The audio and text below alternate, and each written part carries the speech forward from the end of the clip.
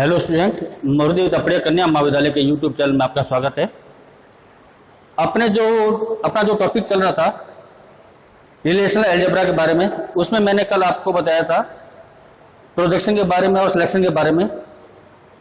आज अपने देखेंगे इसके अंदर क्रॉस प्रोडक्ट और यूनियन के बारे में। इसके बाद देखेंगे क्रॉस प्रोडक्ट और यूनियन।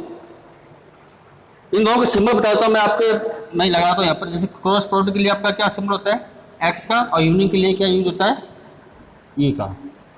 तो ये जो सिंबल्स हो गए। सबसे पहले बात करते हैं क्रॉस प्रोडक्ट की, कि क्रॉस प्रोडक्ट का क्या यूज है रिलेशनल अलजेब्रा में।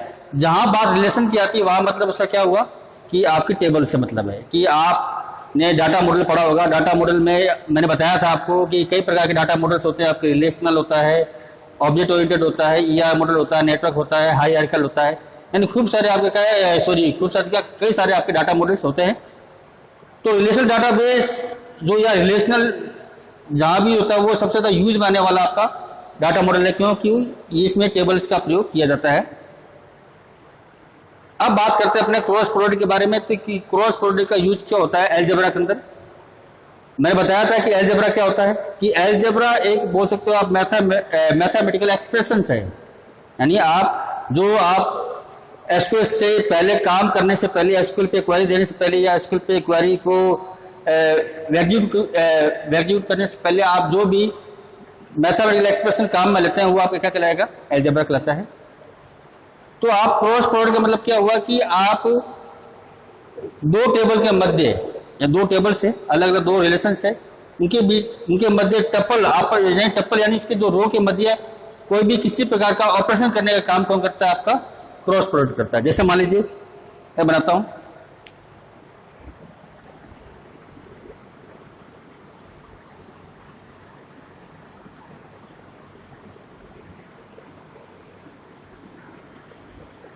जैसे मान लीजिए ए बी सी, ये एक टेबल है और एक टेबल मान लीजिए मैं यहां बनाता हूं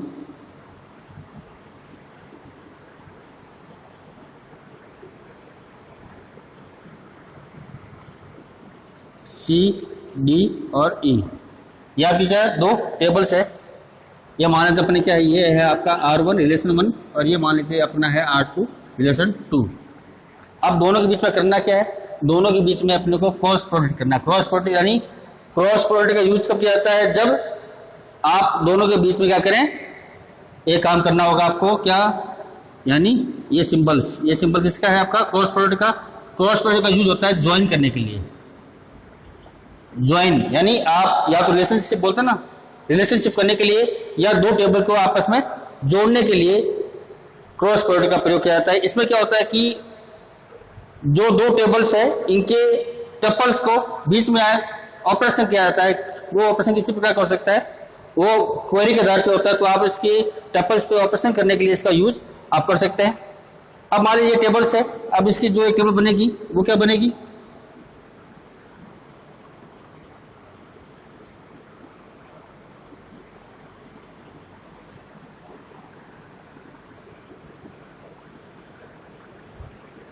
ए बी सी डी और ई। ए बी सी इसकी है, ए बी सी, और सी डी इसकी है, तो सी डी इसकी। दो अलग टेबल है। अब जो टेबल बनेगी वो क्या बनेगी आपकी, ये बनेगी। ये बने भी क्या बनाया, खाली स्ट्रक्चर बनाया है। अब मैं क्या करता हूं, इसमें आपके कोई डाटा डालता हूं। मैं छोटी टेबल बनाता हूं जिससे आपको क्या समझने में क्या हो, आसानी हो। मैंने लिख दिया 1 2 3 और इसमें लिख दिया मैंने 3 4 5 मान लीजिए। इसमें लिख दिया मान लीजिए मैंने 2 1 4, इसमें लिख दिया मान लीजिए 2 1 2 मैंने लिख दिया, ठीक है। और इसमें मान लीजिए मैंने क्या लिख दिया 5 6 7, और इसमें लिख दिया मान लीजिए मैंने 9 7 9 मान लीजिए मैंने ये कर दिया, ठीक है। तो ये मैंने इसमें क्या कर दिया, मैंने इसमें डाटा डाल दिए। अब जब इसमें ज्वाइन करना है अपने को, यानी क्रॉस प्रोडक्ट करना है, क्रॉस प्रोडक्ट को काम में लेना है आपको, क्रॉस प्रोडक्ट आपको ऑपरेटर यूज में लेना है, तब आपका इसमें एक तरीका होता है। यानी क्या होगा आपका, ये आपके कॉलम्स है और ये आपकी रो है। जब आप ज्वाइन करोगे तो क्या करोगे, मैं यहाँ लिख देता हूँ। जैसे क्या है, जैसे मान लीजिए कॉलम आपका क्या है, कॉलम मान लेते हैं आपका क्या है, एम है। कॉलम मान लिया एम प्लस इस कॉलम का क्या है, मान लीजिए एन। तो मतलब क्या आएगा आपका एम प्लस एन, यानी इनकी जोड़ आएगी, कॉलम की क्या आएगी, जोड़ आएगी। इसमें 1 2 3 4 5 6, किसमें भी क्या देखो आपके 1 2 3 4 5 6 आपके क्या कॉलम्स होंगे। लेकिन रो में क्या होगा, रो में आपके कीजिए वो आपका मल्टीप्लाई होता है। रो में क्या होगा, आपका मल्टीप्लाई होगा। यानी क्या है आपका, जैसे मान लीजिए आपकी रो क्या है, जैसे टपल क्या आपके मान लीजिए ये मान लीजिए x है, तो ये इंटू वाई, यानी क्या होगा आपका x इंटू वाई होगा। यानी इसमें कितना आपके 3 रो है, उसमें क्या है 3 है, तो कितना होगा आपका 9। इसमें आपके क्या आएंगे 9 फील्ड्स आएंगे। कितने फील्ड आएंगे आपके 9 फील्ड आएंगे। एंड आपकी 9 आपकी क्या बनेगी, रो आएगी। और कॉलम कितने आएंगे आपके कितने यहाँ पर 3 है प्लस 3 है, कितना हो गया आपके 6। तो आपके 6 आएंगे, 6 कॉलम्स आएंगे। तो आपके 6 कॉलम्स आपके आएंगे इस प्रकार से। अब अपने क्या करते हैं कि इनके बीच में क्रॉस प्रोडक्ट करेंगे। तो क्रॉस प्रोडक्ट का मतलब क्या हो गया, अपने करते हैं जैसे मान लीजिए ये आपका क्या है R1 क्रॉस R2। R1 यानी ये कॉलम हो गया, R2 यानी ये हो गया। ये है आपका R1 और ये है आपका R2, दोनों को ज्वाइंट किया है तो बीच में क्या लगाया cross product, R1 cross R2। तो आपकी टेबल बनी। अब इसमें करना क्या है कि इसमें सबसे पहले आप जो R1 की टेबल है इसके डाटा को आप यहाँ लिख दीजिए 1 2 3 लिख दिया आपने। अब सेकंड डाटा के भी फील्ड को लिख दीजिए 3 4 5, ये लिख दिया आपने। अब क्या कीजिए कि पहले डाटा जो आपका था R1 को क्या करना है, गुणा करना है R2 से। यानी पहले डाटा को आपको इनके फील्ड से आपको गुणा करना पड़ेगा, यानी सबसे क्या करना पड़ेगा, आपको गुणा करना पड़ेगा। तो मैंने किया इसका, तो क्या आएगा 3 4 5। फिर मैंने इसका जो लिख दिया मैंने 2 1 2, मैंने क्या लिख दिया 2 1 2, और इसका वापस क्या आ गया आपका 1 2 3। आपका ये आपका 1 2 3 दोबारा आ गया इसी का। फिर नेक्स्ट में क्या होगा आपका, फिर दोबारा लीजिए 9 7 9, फिर आपका 3 2 1 दोबारा आ गया। अब 2 1 4, तो आप इसका पैरेंट लिख दीजिए वापिस, क्या है 2 1 4। फिर आपका क्या है 3 4 5, इनसे गुणा करने तीनों से। फिर आप लिख दीजिए 2 1 2, फिर आपका क्या जाएगा 4 1 2, फिर दोबारा लिख दीजिए 9 7 9, फिर आपका क्या जाएगा 2 1 4। इसी प्रकार से नेक्स्ट में क्या जाएगा आपका दोबारा 5 6 7 है, तो क्या जाएगा यहाँ पर 5 6 7, फिर दोबारा आपका 3 4 5 2 1 2 7 8 9, यानी आपके 1 2 3 4 5 6 नहीं होगी, 3 और आएगी इसके लिए। तो कितनी होगी आपकी 9, यानी आपके क्या आएंगे 9 रोज इसमें काम में आएगी। और इसमें कॉलम कितने काम आएंगे आपके 6 कॉलम काम आएंगे। तो ये है क्रॉस प्रोडक्ट, यानी आपको जो क्या करना है दोनों टेबल के बीच में आपको क्या करना है, रिलेशन बनाना है, ज्वाइन करना है। ज्वाइन करने का तरीका क्या होगा, पहले कॉलम के डाटा को लिख दिया, फिर उस कॉलम के डाटा को बाकी सबसे गुणा करना। गुणा ऐसे नहीं करना है 1 से 3 होगा, 2 से 4 होगा, 4 दूनी 8 होगा, ऐसा नहीं करना। मतलब इनको इसी प्रकार से लिखना है, यानी R1 इंटू R2 को करना है आपको। R1 इंटू नहीं, यहाँ पे सॉरी क्या है, ये क्रॉस प्रोडक्ट है, यानी आपको इस प्रकार से लिखना है 1 2 3, फिर 3 4 5, इसका कॉलम का नाम सॉरी रिकॉर्ड आगे। फिर आप क्या कीजिए इसके सेकंड रिकॉर्ड को लिख दीजिए 2 1 2, फिर इसके वापस पहले प्रोडक्ट को लिख दीजिए, फिर इसके थर्ड प्रोडक्ट को लिख दीजिए 9 7 9, फिर दोबारा इसके पहले प्रोडक्ट को ही आप लिख दीजिए। फिर इसके वापस दोबारा 2 1 4 है, तो 2 1 4 लिख दीजिए। फिर इसको दोबारा पहले रिकॉर्ड को, फिर सेकंड रिकॉर्ड को, थर्ड रिकॉर्ड को इस प्रकार लिखिए। फिर दोबारा क्या करोगे, दोबारा इसके फर्स्ट रिकॉर्ड को, फिर उसको फर्स्ट सेकंड थर्ड को इस प्रकार लिखोगे, आप क्या हो जाएगी 9 रो आपकी इसमें बन जाएगी। तो ये आपका क्या कहलाएगा, क्रॉस प्रोडक्ट कहलाएगा। ये तो बात होगी क्रॉस प्रोडक्ट की। अब बात करते हैं यूनियन की।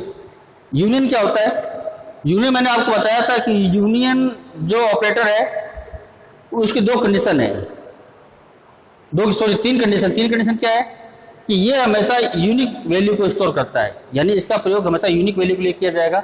जैसा कि आपने सी लैंग्वेज में भी पढ़ रखा है कि क्या होता है कि यूनिक का मतलब क्या होता है, यूनिक मतलब पता क्या होता है, अकेला, यानी वो हमेशा अकेली वैल्यू रखा जाएगा। लेकिन जो आपका रिलेशनल अलजेब्रा में क्या होगा कि इसमें दो कंडीशन है, क्या है, नंबर ऑफ कॉलम, क्या होगा, number of column must be क्या होगा, सेम, यानी दोनों कॉलम में नंबर ऑफ कॉलम क्या होना चाहिए, आपका सेम होना चाहिए। दूसरा, domain of column must be same, यानी दोनों के अंदर जो वैल्यू है, ये वैल्यू ये भी क्या होनी चाहिए, आपकी सेम होनी चाहिए। तब क्या होगा आपका सेम का मतलब ये क्या है, जैसे 1 2 3 है, यानी इसमें न्यूमेरिक आ रही है तो इसमें क्या होना चाहिए, न्यूमेरिक होना चाहिए। अगर मान लीजिए इसमें अल्फाबेट है तो इसमें अल्फाबेट होना चाहिए। ऐसी वैल्यू नहीं है 1 2 3 तो यहाँ पे 1 2 3 होना चाहिए, ऐसा नहीं।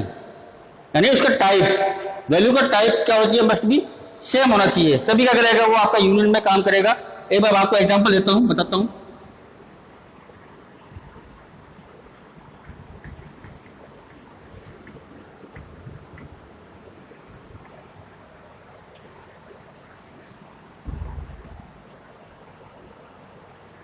पहले अपने क्या थोड़ा सा एक एग्जांपल देखते हैं। जैसे मान लीजिए मेरे पास एक सेट है S1, क्या है, S1 सेट है, इसमें क्या वैल्यू क्या है, 1 2 3, और सेट नंबर मेरा क्या है, 2 है, इसमें मेरे पास वैल्यू 3 4 5, क्या है, 1 2 3 सेट 1 है, और सेट 2 कौन सा है इसमें, 3 4 5, मेरे पास ये वैल्यू है।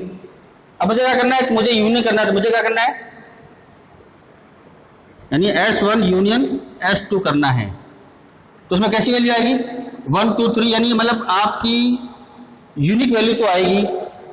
अब 3 क्या हो रहा है, आपका 2 बार आ रहा है, यहाँ पर भी है, यहाँ पर भी, तो उसको लिखा है 1 बार जाएगा, 1 2 3, 4 5, इस प्रकार से वो लिखा जाएगा। तो आपका ये कहलाएगा यूनियन कहलाएगा, 1 2 3, 4 5, यानी इसका 3 दोनों में से किसी एक को लिखा जाएगा। तो इसका 3 आपका पहले लिखा जाएगा, 3 लिख दिया, तो ये 3 आपका नहीं आएगा, इसकी अगली वैल्यू 4 5, आपकी 4 5 इसमें आ जाएगी। तो ये क्या है, एक यूनिक का एग्जांपल है। अब क्या करते हैं कि इसको अपने एक टेबल के माध्यम से और समझते हैं कि कैसे इसको अपने लिखेंगे।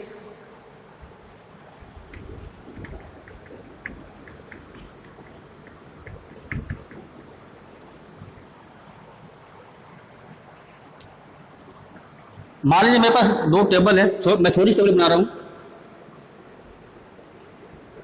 इसका नाम है स्टूडेंट, क्या नाम है इसका, स्टूडेंट। इसमें 2 ही कॉलम में लिखता हूं, मान लीजिए एक लेता हूं मैं रोल नंबर, और दूसरा लेता हूं मान लीजिए नेम, और एक टेबल और बनाता हूं मैं,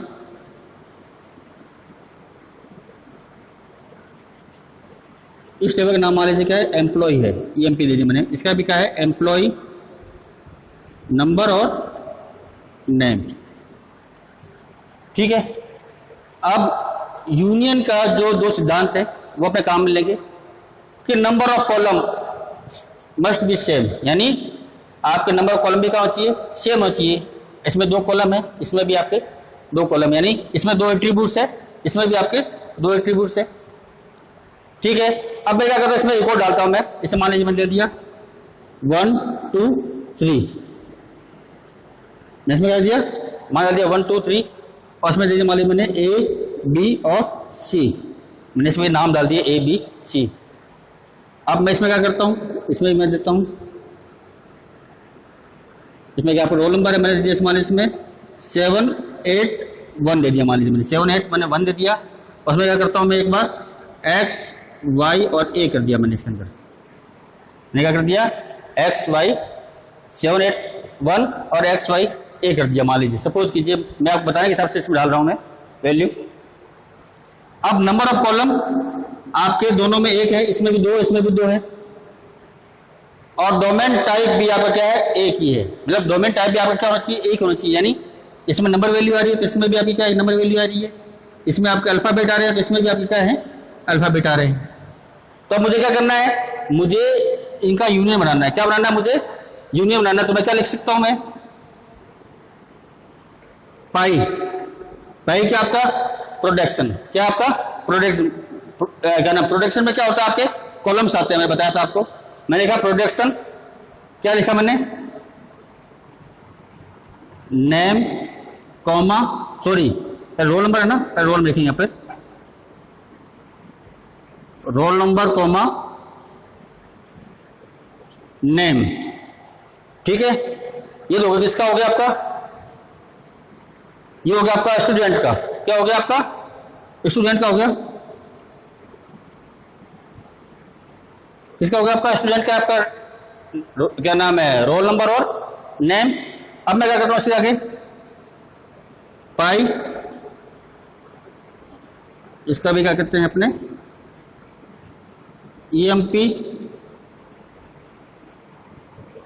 ईएमपी नंबर कॉमा नेम। ये किसका अपना है, ईएमपी टेबल का है। किसका है, ईएमपी टेबल का है। सॉरी बीच में क्या आ गया, बीच में सिंबल आएगा, मैं भूल गया, यू यानी यूनियन का। दोनों में क्या करना है मुझे, इसके प्रोडक्शन और इसके प्रोडक्शन, यानी दोनों कोई नेम और रोल नंबर, रोल नंबर और नेम, और एम्प्लॉय नंबर और नेम, नाम के दो अलग अलग आपके कॉलम, इनके बीच में क्या करना है मुझे, यूनियन करना है। बीच में क्या आएगा, ये लिखना भूल गया, बीच में क्या आएगा आपका यूनियन का सिंबल आएगा, तो मैंने लगा दिया यूनियन। ये स्टूडेंट टेबल है आपकी, ये एम्प्लॉय टेबल है। मान लीजिए क्वेरी बनती है, क्वेरी क्या बन रही है कि मुझे वो रिकॉर्ड दिखाए जो स्टूडेंट भी हो और एम्प्लॉय भी हो या बोथ हो, यानी ऐसा हो सकता है। देखो हमेशा क्वेरी क्या होती है, क्वेरी हमेशा ऐसा नहीं होता कि एक टेबल पे काम करे। क्वेरी का प्रयोग एक या एक से अधिक टेबल पे हो सकता है। क्वेरी का प्रयोग एक या एक से अधिक टेबल पे हो सकता है। ऐसा हो सकता है कि क्वेरी बन के मान लीजिए कि मुझे वो रिकॉर्ड दिखाए जो स्टूडेंट भी हो, एम्प्लॉय भी हो या बोथ हो, यानी वो स्टूडेंट भी हो सकता है या एम्प्लॉय भी हो सकता है या दोनों हो सकता है। तो ये क्वेरी बन सकती है। इसके लिए क्या चाहिए मुझे, दो अलग अलग टेबल चाहिए, एक स्टूडेंट की चाहिए, एक एम्प्लॉय की चाहिए। तब मैं दोनों के बीच में क्या कर सकता हूं, मैं यूनियन का प्रयोग करते हुए मैं डाटा को निकाल सकता हूं। अब तो इसमें जो आपका जो आंसर आएगा वो किस प्रकार का आएगा, जैसे मान लीजिए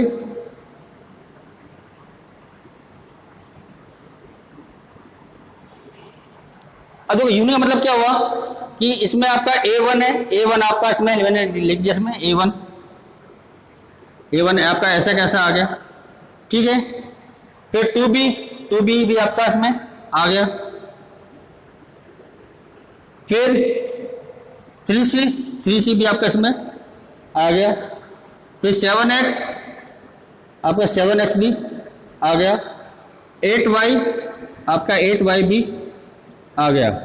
लेकिन बताओ 1A पहले आ चुका है तो यहां पर दोबारा नहीं आएगा, इसलिए मैंने यहां पर 1A लिखा था कि 1A यहां पर आ चुका है तो दोबारा 1A का प्रयोग नहीं होगा। क्यों, क्योंकि दोनों बीच में क्या हो रहा है, यूनियन का प्रयोग हो रहा है। किसका प्रयोग हो रहा है, यूनियन का। यूनियन में हमेशा यूनिक वैल्यू आती है। कैसी वैल्यू आती है, यूनिक वैल्यू आ गई। तो इसमें क्या आएगा आपका, इसमें आपके 1 2 3 4 5 6 रो है, लेकिन इसमें आपके यूनियन में कितना आएगा 1 2 3 4 5 ही आएगा। क्यों, क्योंकि एक आपकी क्या डुप्लीकेट वैल्यू है तो वो आपका दोबारा स्टोर नहीं होगी। अब बात करते हैं कि अपने इसमें सर आपने कॉलम का नाम तो लिखा नहीं कि कॉलम का नाम क्या आएगा। कॉलम का नाम इसलिए नहीं लिखा, मैं बताना चाहता था कि कॉलम का नाम कौन सा आएगा, इसका आएगा कि इसका आएगा। हमें बताना कि कॉलम का नाम जो मतलब पहली संख्या होती है, जो पहली वैल्यू होती है आपकी, जो पहली टेबल लेफ्ट साइड में, उसका हमेशा नाम आता है। तो रोल नंबर और नेम, इसमें क्या आएगा आपका रोल नंबर और नेम। अब इससे क्या निकल रहा है अपने को, इससे निकल रहा है कि A1 है, ये आपका यूनियन है। इसमें क्या हो रहा है कि A1 रिकॉर्ड है, वो क्या है कि वो स्टूडेंट भी है और एम्प्लॉय भी है, दोनों है। क्या है, A1 से क्या बदल रहा है, यहाँ पर यूनियन से क्या बदल रहा है कि आपकी जो क्वेरी मिल रही है कि A1 क्या है, A1 आपका स्टूडेंट भी है और एम्प्लॉय यानी दोनों है। 2B क्या है, 2B केवल एक स्टूडेंट है, वो एम्प्लॉय नहीं है। 3C क्या है, 3C एक स्टूडेंट है, वो एम्प्लॉय नहीं है। फिर क्या है 7X क्या है, 7X एक एम्प्लॉय है लेकिन स्टूडेंट नहीं है। और 8Y क्या है, एक एम्प्लॉय है लेकिन वो स्टूडेंट नहीं है। यानी A1 क्या है, A1 स्टूडेंट भी है और एम्प्लॉय है, दोनों है। तो यानी आपने जो क्वेरी लगाई तो क्वेरी का प्रयोग आप इस प्रकार से यूनियन के माध्यम से ऑपरेशन करके आप उसको काम में ले सकते हैं। इसमें क्या होगा कि रिलेशन आपका एक या एक से अधिक टेबल पे हो सकता है। रिलेशन कभी भी एक टेबल पे नहीं होता है। या आप रिलेशन को एक टेबल से अधिक टेबल पे आप उसको जोड़ के काम में ले सकते हैं। और जो रिलेशन का जो सबसे मेन फंडा है वो क्या है आपका, कि हमेशा आपका कॉलम का टाइप क्या होना चाहिए, कॉलम की संख्या, कॉलम का प्रकार, यानी उसको डोमेन का प्रकार क्या होना चाहिए आपका, एक होना चाहिए। तो डोमेन का प्रकार भी आपका क्या है, एक ही है। तो ये आज का वीडियो था, इसमें मैंने आपको बताया क्रॉस प्रोडक्ट और यूनियन के बारे में जो आपके रिलेशन अलजेब्रा के अंदर था। तो आज के वीडियो में इतना ही। इस वीडियो से कोई भी क्वेरी हो तो आप मुझे कमेंट बॉक्स में कमेंट कर सकते हैं। धन्यवाद।